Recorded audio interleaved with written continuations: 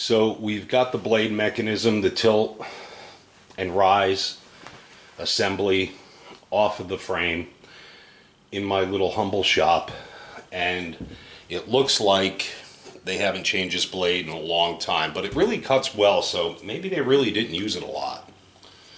So the first thing we're going to do is put a little bit of PB Blaster on this. And coming from an extensive mechanical background, I truly prefer this over WD-40. Now, this piece here, let me look through the screen to make sure you can see what, okay, cool. This piece here, 2 Phillips screws that screw it to the side of the frame, the body I guess it would be, the table. And you need to get these off because this bearing has a drift pin in it. So you're not going to slide this off after you take the control wheel off. But what I'm going to do is take out both of these adjustments. We're going to leave that sit just like that so that I can make sure I put it back in the same direction. I'm going to put this on the wire wheel, clean it up really well. And one flaw that I do see is I'd love to put a little bit of lube on this to make it nice and smooth. But if I do that, the sawdust is going to stick to it and it's going to get in the threads, making it difficult and probably not going to the extreme as far as a full 45 goes. So I think I have a fix for that. So I'm going to put this on the wire wheel and I'm going to do my little mod on this, and we'll be right back.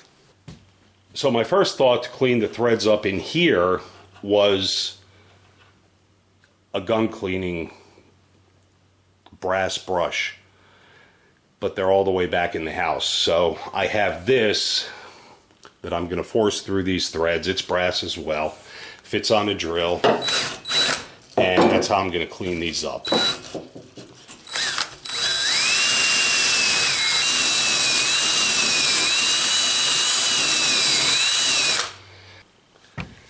So my plan kind of isn't going to work.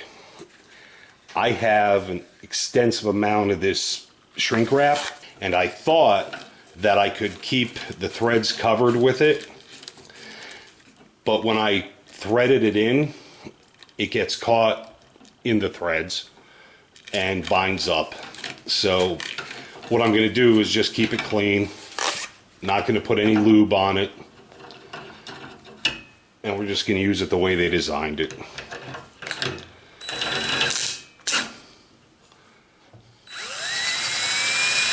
So now that it is clean, it works pretty well.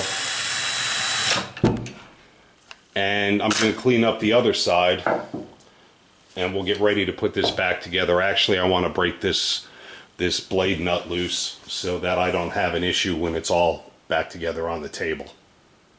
And I almost forgot, an important part about the blade rise is its left-handed thread.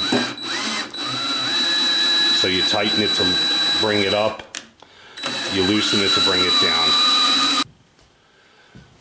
Okay, so I clean this up with the brass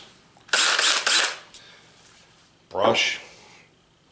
And like I said, I'm not going to put any lube on it at all. A little bit of sanding on here and there.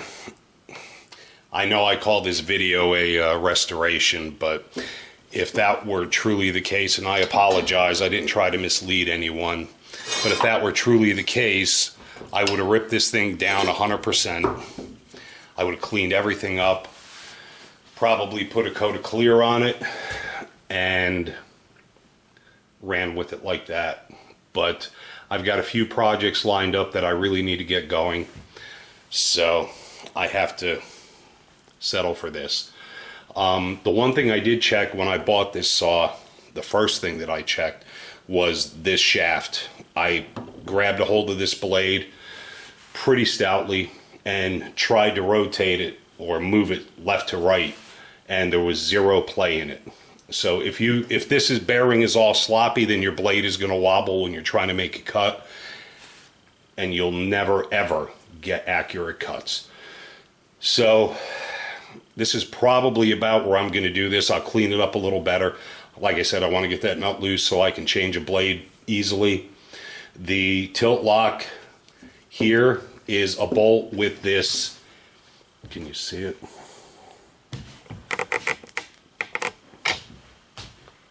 Is a bolt with this handle on it. It's spring loaded, and it truly is just a bolt. So if you want to take this off and clean it up, just unscrew it.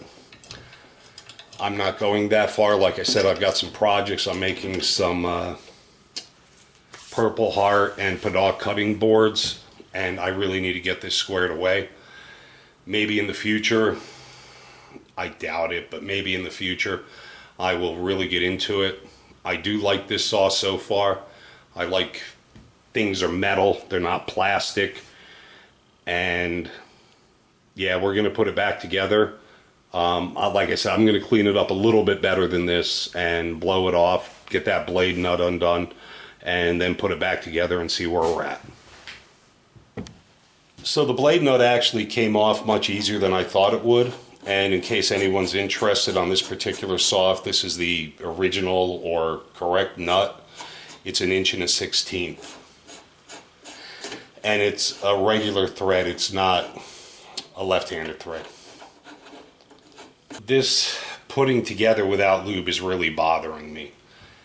And what dawned on me is I use Mother's Renewal wax on my joiner, on my old table saw table, on my planer to keep things from rusting up, and nice smooth glassy kind of surface. So I decided that's what I'm going to do here because I've never really had an issue with it sticking. Sawdust, that is. And that should help as well with slowing down the rust process that's inevitable up here in New York.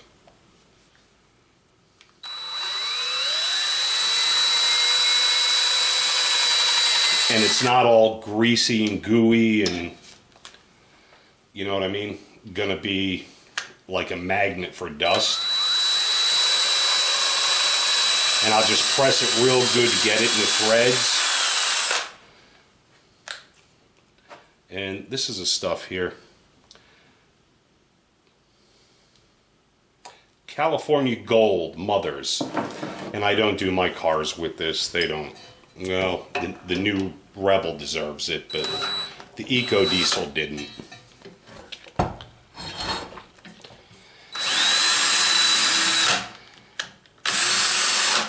So yeah, that's going to be the ticket. We're going to put a light coat of the Renewal on it, and that'll keep it sort of friction free, and the sawdust isn't going to be sticking to it all over the place, boogering up my threads when I'm trying to adjust it.